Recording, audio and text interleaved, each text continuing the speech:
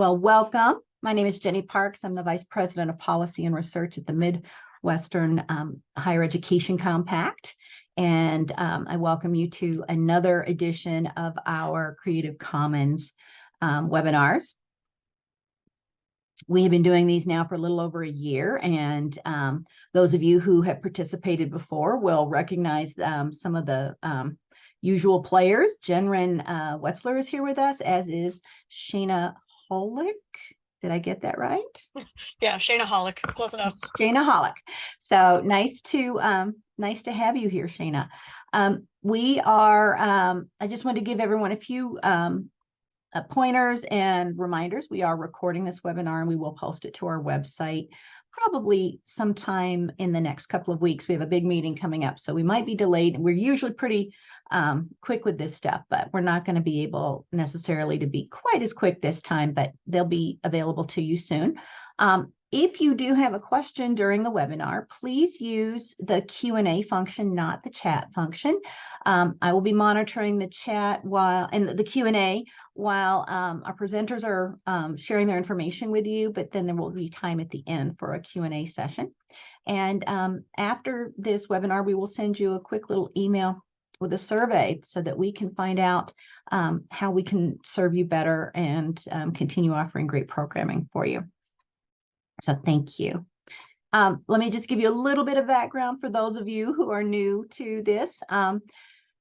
MEC has had a relationship with Creative Commons for a couple of years now, where they have generously agreed to offer a 15% discount on all their training to folks who collaborate with MEC, whether that's our 12 member states in the Midwest or the member states of the other 3 regional compacts. It's a 15% discount and is, again, available almost nationwide. If you have questions about it, you can certainly contact Jennryn, and her email address is there on this slide for you. Just as a reminder, there are myriad people who might be interested in this contract and in the training. Creative Commons has several different cohorts and different types of programs. And you can see there's a wide range there, not the least of whom are librarians, my very favorite, my professional crush. I just think librarians are the best. So, but also academic leadership, centers of teaching and learning, faculty, all kinds of folks can benefit from this advanced understanding of open licensing and the potential harbored in open educational resources. So there you go. Jennryn Wetzler, Director of Learning and Training at Creative Commons, and Shanna Hollich, Manager of Learning and Training at Creative Commons. And I'm going to turn it over now to Jennryn. Thank you so much. It is such a joy to be here again, getting to chat with everybody about the CC Certificate Training Program. So first, I just wanted to thank our MEC colleagues for hosting us and for this continued partnership. It's always a joy working with them and also exploring some of the new ways that we get to partner with some of the different compacts. So we'll get into a little bit more of that in a bit. But first, I wanted to give you an overview of what the CC Certificate Training Program is and what participants get out of it when they take it. And then we're also going to look at a few of the different opportunities that are going to be new in 2024. And then I'll turn it over to Shanna to talk about some of them, which may apply to a number of you who have already taken the CC certificate courses. Okay, so as you probably know already, the CC Certificate Training Program is actually a series or 3 different courses. There's a course for educators, a course for academic librarians, and then a course for our open culture advocates. So these are professionals in the field of galleries, libraries, archives, and museums. Each of these courses is 10 weeks long online or a 1-week in-person boot camp. And they each CC certify folks who graduate with open licensing expertise.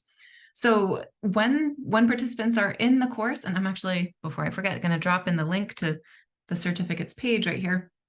When folks are in the course, they get a deep dive into copyright, public domain, CC licenses, and then some of the recommended practices around reuse of other CC licensed content and applying a CC license to one's own work and more. So really, this is our way of trying to invest in the community of open advocates, help people better implement ZTC degree pathways, and better share OER in their courses with their students.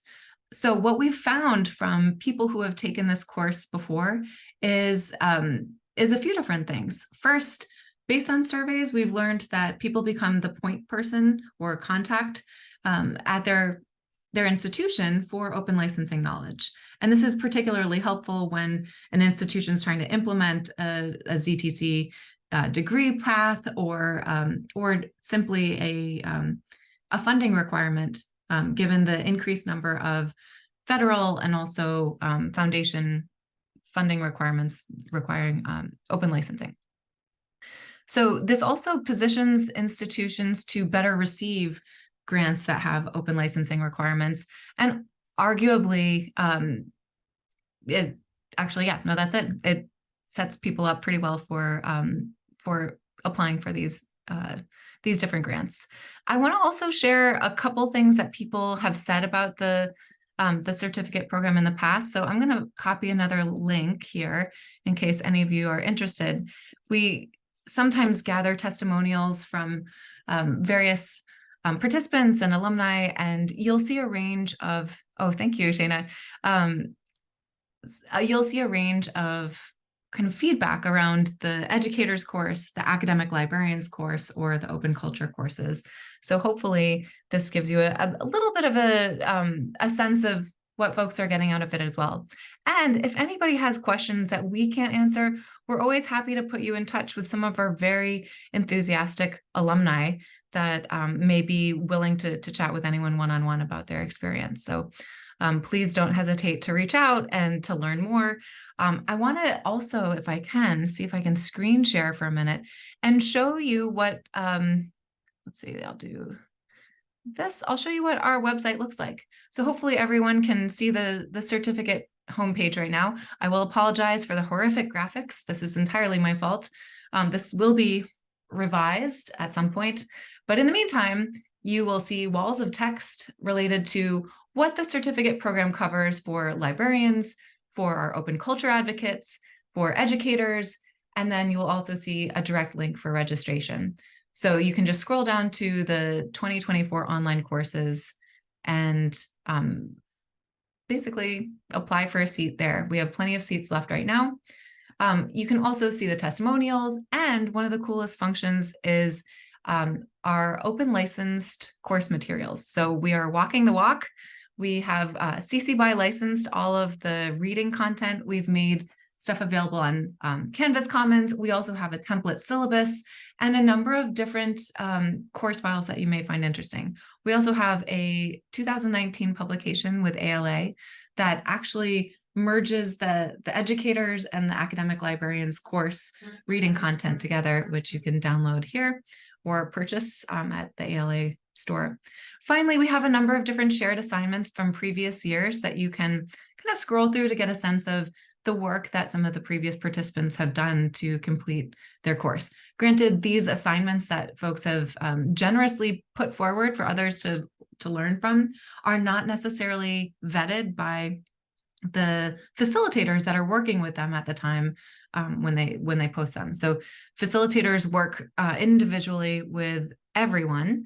And what you see in the final assignments on this page may not be the final version that was uploaded to Canvas, but most likely it was. You can see some of our previous iterations of course content, language to apply if you would like to take our course and run with it, make an adaptation of it and use it for your own communities. And then finally, just one other thing to point out, we have a number of different translations of the CERT content. And this year, we will be very pleased to share 3 more iterations of CERT content. So right now we have certificate content in Arabic, Burmese, English, French, Italian, Spanish, Turkish, and Yoruba. We also have an English-only audio version. Soon we'll be offering a revamped version in French, as well as language translations in Bengali and Slovak. So we're very proud of the content that allows people to make adaptations to better suit their community needs. We want this to be an investment in your own open licensing expertise, and we want you to be able to use the course content however it best suits you and best suits your colleagues. Just a couple notes. I'm going to stop sharing right now. A couple other notes about the certificate course. Most people surveyed have noted that it takes between 6 to 10 hours of work per week. So this is a very substantial commitment that people make to get CC certified. So we want to be very upfront about that. It's a big commitment. We recognize that. We know that it is something that people get a lot out of, but it does require some advanced planning, both in terms of the bi-weekly assignments, the weekly discussions, and then at the end of the course, there's a project to do, and that's something that along with the assignments, we really encourage participants to kind of run with in a way that is meaningful to them. So all of our courses are based on open pedagogy principles. We encourage people to create things that are useful to them and their community members, to not just kind of regurgitate facts, but to find something that is going to be kind of longer serving than just the duration of our 10-week course. I'm trying to think what else is really worth mentioning here. We are always eager to work with institutions that are interested in training up small cohorts of their staff members on boot camps. So boot camps are the in-person or online version of our course condensed into 1 week. So it's more intensive, but it also gives folks more of an opportunity to collaborate on discrete projects. We are really pleased to be offering another boot camp in a few weeks to California community colleges, but we welcome anybody who would like to reach out to us on some of the training offerings and boot camps and so on, as you like. So without further ado, if you would like to use the MEC discount, we fully welcome it. All you need to do is type in MEC15 into the spot for the promotion code, and I'll copy and paste this language into the chat here. Oops, this is, I think, just to hosts and panelists. Okay, Shanna, maybe you can repaste. Thank you. So when you go to the registration link, you can, thank you so much for doing that. Before you check out, make sure that you've clicked on the promo code, I guess, slot. Type in MEC15 and make sure that the 15% is reflected in the total price of what you're purchasing before you make your purchase. And it's that easy. So we really want to make it easy for you. We hope to see all of you in our future classes in 2024 and beyond. And with that, I'm going to just say a couple more things and turn this over to Shanna for some other opportunities. In 2024, we are going to be emphasizing some of our different training offerings. So while we have the CC certificate, which is our kind of standard training and our most significant investment, we also are offering a number of different smaller scale trainings to institutions, whether they are 2-day long, 2-hour long, or somewhere in between trainings. We are enjoying kind of teeing up some things that are more catered to small group needs. We will also host some of the trainings for free and available on our, you can find out more information on our website. We'll have an updated training calendar soon. The other thing I wanted to note as kind of like a little preview before our next MEC webinar is we had the pleasure of partnering with a former certificate student, an alumna or alumnus, thanks to Jenny Parks. So Jenny Parks kind of brokered this partnership with an alum from the University of Nebraska, Omaha, who had this great idea to create a micro-credential course using CC certificate content. So as I said, we really encourage people to take our content and run with it in the ways that best suit their communities. And Craig Finley did this. So we are really pleased to have the chance to work directly with Craig Finley and our UNO, for University of Nebraska colleagues to kind of work through the behind the scenes elements of this this forthcoming micro-credential program. And we can't wait to be able to offer that, and then hopefully more in the near future. So if any of you are interested in some kind of partnership like this, please don't hesitate to reach out. We would love, love, love to work with you. I know we have a lot of other offerings in the mix, and I'm going to turn this over to Shanna now to talk to you a little bit more about some of the alumni offerings. Great. Thanks, Jennryn. Before I talk about alumni offerings, I was taking some notes while Jennryn was talking, and I would just love to reiterate some of the points that she made about our certificate courses specifically. You know, we mentioned the significant amount of time, that 6 to 10 hours a week that we estimate participants take in the course. And I always like to stress to people, before I started working full-time at Creative Commons earlier this year, I was a librarian for 15 years. So I'm sure we have some librarians in the room. You all are very near and dear to my heart. And as a librarian, at least, or in my state, I had to do a lot of continuing education. So I have seen a lot of these online courses. And the CC certificate is very different from a lot of the other professional development courses I've taken. I've taken a lot of the standard, you do some readings, you take a quiz, you call it a day. And that's not what we do. So Jennryn alluded to, you know, that we really base our course on these open pedagogy principles. When you take the course with us, you're really getting hands-on, one-on-one feedback with an expert facilitator, which is what I did for several years before being in my current role. And the heart of the course are really these bi-weekly assignments.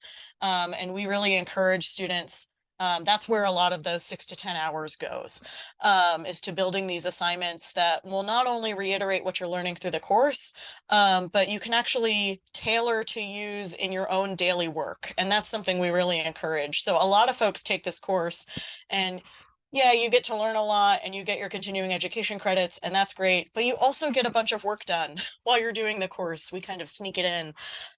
So again, I was a librarian. So years ago when I took the course, I made videos and PowerPoint presentations so that I could share what I was learning with faculty on my campus. We have a lot of folks make LibGuides. So all of that work that's on your never-ending to-do list, like, wow, I really want to build these resources someday and I just need time to do it. Taking the certificate course can actually be a really great excuse to finally take the time to start building some of those resources in a supportive environment where you're going to get immediate and expert feedback on those resources and can continue to improve them. So that's really cool. I also wanted to put, Jennryn's email was flashed at the beginning. We have this general email, certificates@creativecommons.org, where you can reach both me and Jennryn. So that's easy if you can't remember our names, just remember certificates. So Jennryn, we put in the chat the info about the MEC discount, and you can register online. I did also want to note, in case any of you are at an institution that requires invoicing or purchase orders, or for some reason won't let you do things on the internet with a credit card, that's fine. Just email us. We don't always make that super obvious on the website, but if you reach out to us by email, we can work with you to invoice whoever needs invoicing and take care of whatever details we need to take care of. So we're here to help. Just kind of let us know what you need. That said, I am going to share my screen just so you have something to look at that's not my face. Let me share the correct screen. Hold on one second. Let me move this over here. Okay. So Jennryn mentioned our alumni community, and you can see on our website, I had it here and there it is. So yeah, Jennryn mentioned this alumni community that we have. We have over 1,500 graduates of our course, which is awesome. It's this huge community of people from over 65 different countries from all over the world who have taken our certificate course and who are doing awesome work in open access and in open education. And these people can opt in to a community And it's basically just a listserv right now, where we post occasional announcements and things. But we recently did a survey of the folks in this community and said, hey, do you want to be doing more? We've got this awesome group of people who are so brilliant and good at what they do. What else can we do to support the work that you're doing? And so in 2024, we're going to be looking at doing some more things with this alumni community. So if there's anyone in the audience who has taken the certificate course, and you have not been getting emails from me about alumni things, reach out to us through email. That certificates@creativecommons.org email will work, and I'll make sure that you get tuned in. There is a note in the chat about not being able to hear me. Can I get a thumbs up that somebody can hear me? I can hear you. Jennryn can hear me. Some people can hear me. So Evangeline, I think you might want to check your settings. And I'm going to keep rolling on for now. Sorry about that. The internet is great when it works. This is what we got. But yeah, so we did this survey, and I can, again, just so you have something fun to look at, show you a little, some of the anonymous responses that we've gotten. We have a lot of librarians, again, who have taken the course. We love librarians. Also quite a few people working in open culture and people in education, those three main groups. But we kind of asked them some questions about, what sorts of things they were looking for. And by and large, folks really are hoping to get some refresher trainings and some additional training opportunities. So we're looking at ways to provide those sorts of things. And one of the interesting projects that I'm hoping we might be able to get off the ground in 2024 is we had a lot of folks who were interested in more advocacy and those sorts of things. And there's been some interest in trying to figure out, to find, or maybe even build some sort of database or cache of resources. Things like infographics and one-pagers and handouts and brochures that you can use to advocate for open access and OER on your campuses and in your communities. We have a lot of people who have been through the certificate course and have built these things, and we have documents where they can share the assignments that they're building. But it's kind of just a long list of links right now floating around somewhere on the internet. And so we're hoping to get some community members who might be willing to kind of organize that and have kind of a place where folks can go and find materials that they can then repurpose and reuse. So just like you might use OER materials in your classroom, we're hoping to provide some OER materials you can use to help advocate for OER. So some meta OER. And there's some of the other topics and things people are interested in. One of the big things that we're hoping to do that's actually going to launch in the next week or so here. We're going to pilot at the beginning of 2024 a formal mentorship program. So this is something, if any of you are members of the American Library Association, I know a lot of their divisions and roundtables do mentorship. Quite a few organizations do this, but we've had some requests from our community that, hey, I really just want somebody I can talk to who knows what I'm going through when I'm talking about OER on my campus. Somebody who's been there and can tell me what worked for them, or somebody who's in the thick of it right now. And, even a peer mentor who I can commiserate with and think through challenges, or maybe I'm trying to get a project off the ground. Maybe I'm trying to write a resolution for my faculty senate to pass to support OER and include it in promotion and tenure packages. Is there anybody out there who is also working on this who I can talk to? And we know, with as big as our alumni community is, that there are other people working on those sorts of things. So we're hoping to help kind of build and foster those connections. We also have made an informal space for, maybe people don't want to commit to like a formal, I have to meet with somebody once a month kind of program. So we've also created a space online where people can make more informal connections if they're just looking for networking, or they're looking for somebody to co-author some research or to help proofread a project. We have kind of a needs and offers sheet where people can just sign up, hey, I need this kind of assistance, or I'm here to offer this kind of help, and folks can make informal connections that way. So those are some of the things that we're looking to do in 2024.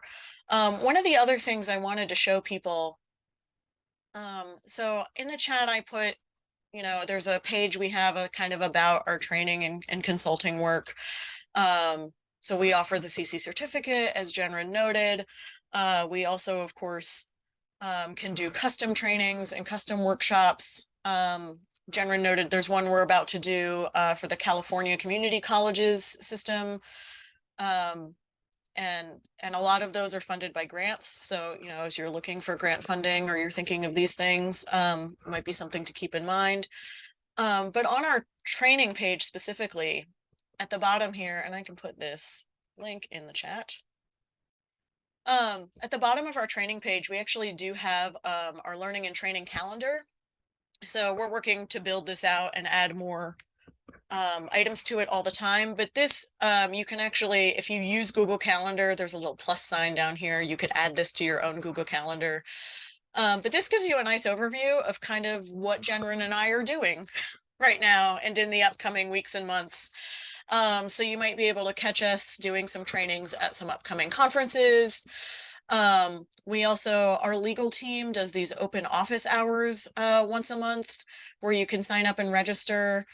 This is also something we offer to certificate participants during the course, but then our legal team does a version of it that's open to anyone, where people can drop in and ask questions. So we have those in our calendar. We have some upcoming trainings that we're looking at in the spring that again would be open to anyone. So this is a great place to kind of keep an eye on when the certificate courses are running and when we offer other webinars and other trainings that you might be interested in, especially since we heard from our CERT alumni community that they are looking for additional opportunities to learn more, additional trainings or refresher trainings. We're really hoping to build that out more in 2024 and beyond, to provide some more resources and some more information for folks who are working in this space.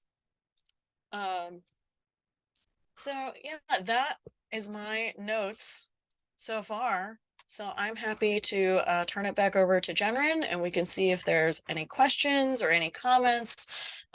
We do have a couple of hands raised, I think. So that might be a place to start. Thanks so much. And we're just very much looking forward to 2024. So please let us know your questions, let us know your feedback, and I hope we can make this a great set of offerings coming up in the new year.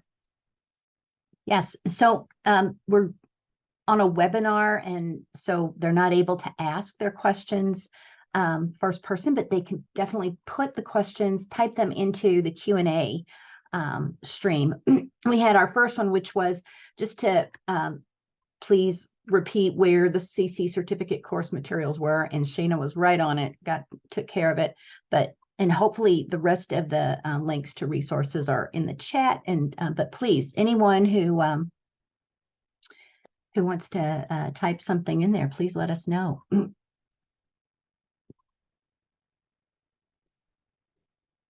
Yes, Sheena's just put in there that if your hand is up, please type it in the Q&A section. So eager to hear from you. So I will just say it is a very challenging course. I 2 years ago started to take it and was enjoying it thoroughly, but because I was also writing a dissertation at the time and doing all kinds of things, I couldn't sustain the effort. But we do have folks who work with us who've taken it, and they just are, I mean, I've never met anyone who's not delighted with how they go from like 0 to 60 or maybe 0 to 100 on understanding things. And we do hear from folks out in our states that it's a true game changer on a campus when someone has this certification. You know, you can get information on open licensing, but there's some on the internet, but there's something about having someone, you know, in your organization, someone you trust, someone you know,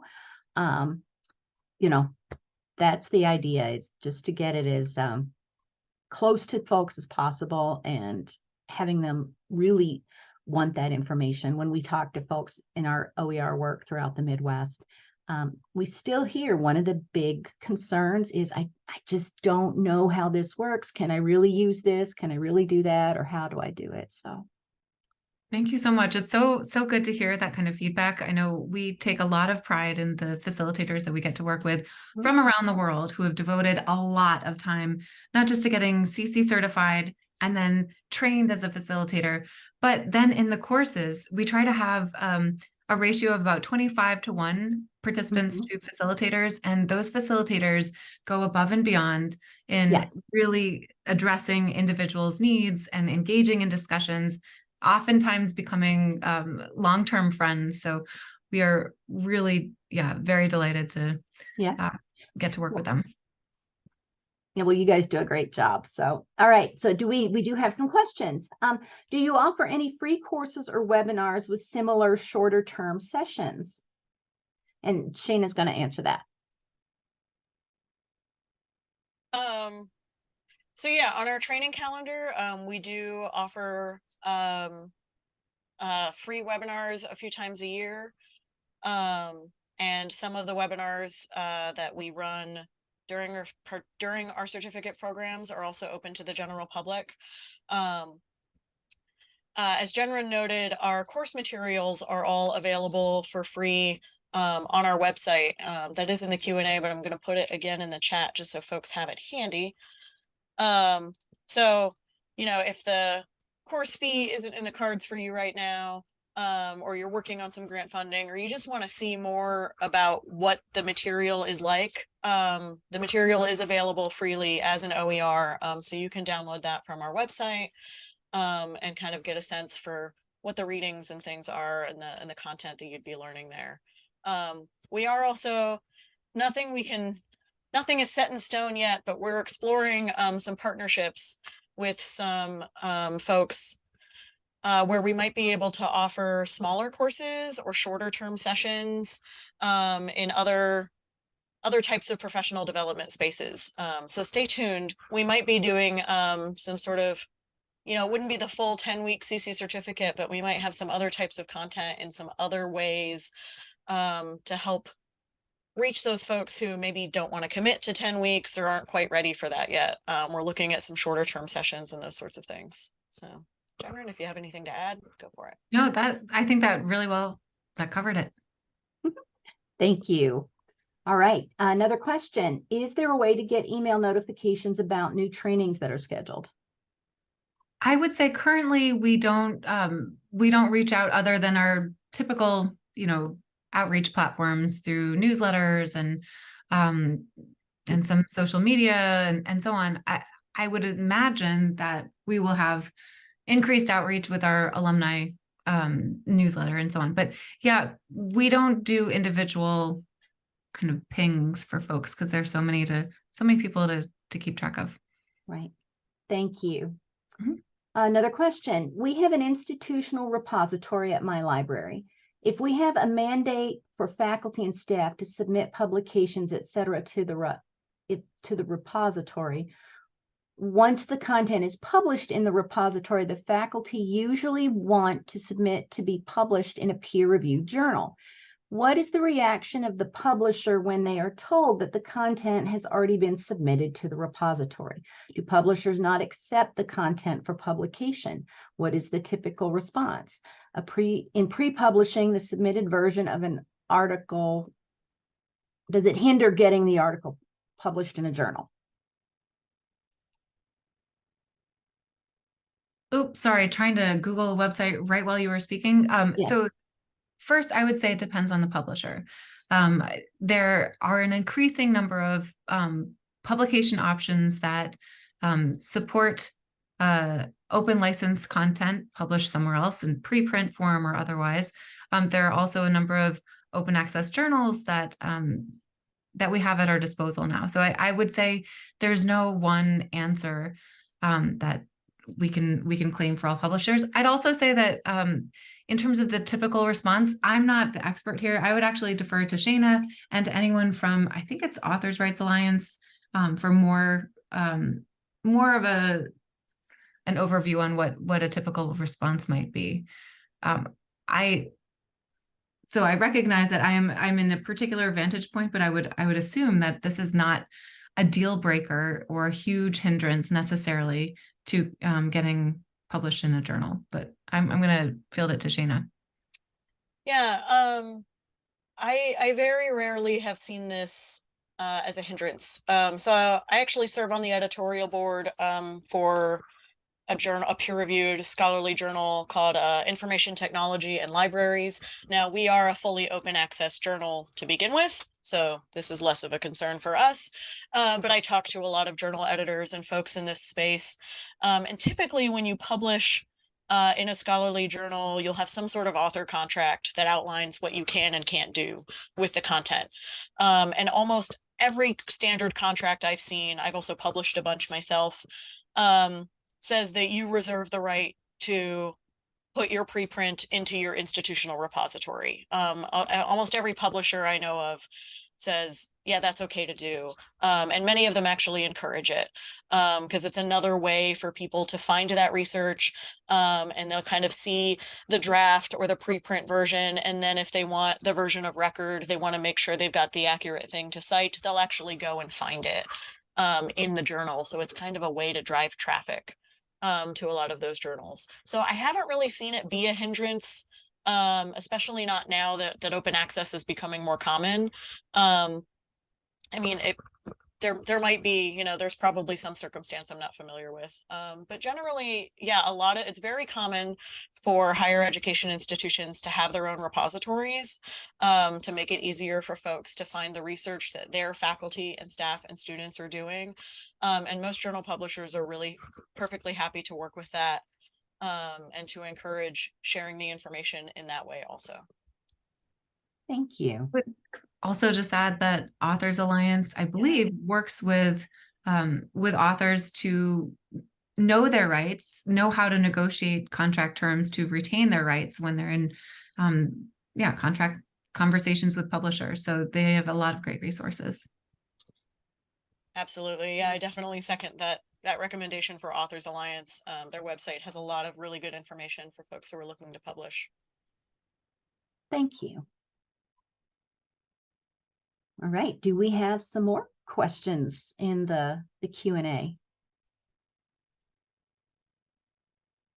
My thinking, as we're waiting on potentially some more questions, is that the more, even those who don't play well with others in the open licensing space, I think the more times that a traditional publisher hears from institutions and authors that this is an expectation, this is what we want, it might not work out for you, but it's going to add to the collective weight of those requests and the pressure on them to expand their practices and embrace more of these open licensing options. So, I mean, yes, it is a huge investment of time and energy, but hey, go ahead and submit it and, walk away if they won't play ball. But yeah, Jenny, that's a really good point because we're seeing more and more funders in the requirements for the grant are saying Absolutely. You need to release a version of your research through open access. It needs to be openly licensed somehow, especially a lot of government funded grants. That's what I was going to say, the federal government being the big one. Yes. Yeah, the federal government is saying, if we're going to give you public taxpayer money, then we want the outputs of your research to be publicly available and accessible to those folks. Right. So a lot of folks, one of the ways they meet that mandate is by putting their research in their institutional repositories. I worked very briefly for the National Oceanic and Atmospheric Administration in Washington, D.C. And NOAA researchers were almost all required to put their research into our repository. And they were still published in all of the top science journals across the world, but we could also access their research at NOAA, which was great. Right. Well, I noticed that Jennryn put a nice example of this and the announcement that the White House requires immediate public access to all U.S. funded research papers by 2025. So there we go. Do we have any other questions for folks? From folks? Well, seeing none, I will draw your attention to the chat where Mary has shared a couple of things. First of all, a link to the MEC site and the Creative Commons agreement that we have. If you would like to subscribe to the MEC newsletter on OER, she's provided that link as well. That's a place that we try to keep up with as many goings on as possible and to get the word out about not only what's going on in the Midwest, but some of the broader patterns across the nation as well. And then finally, we have a survey. If you would please, it's just a few questions. Let us know how we did today and if there are ways we could do even better next time. So, Jennryn, Shanna, thank you. Thank you. It's always so wonderful getting a chance to work with you. Likewise, I appreciate it so much. Yeah, thank you for having us today, and thank you everybody for being here and for your excellent questions. And I'm actually signing up for that MEC OER newsletter right now. So Thank you. Thank you. And Mary, as always, thank you for being the brains of the operation and making everything go smoothly. We appreciate it. All right, everyone. I hope you have a lovely rest of your Wednesday, and we'll see you in about 3 months, usually as well, how we space these things out. So take care, everybody. Bye-bye.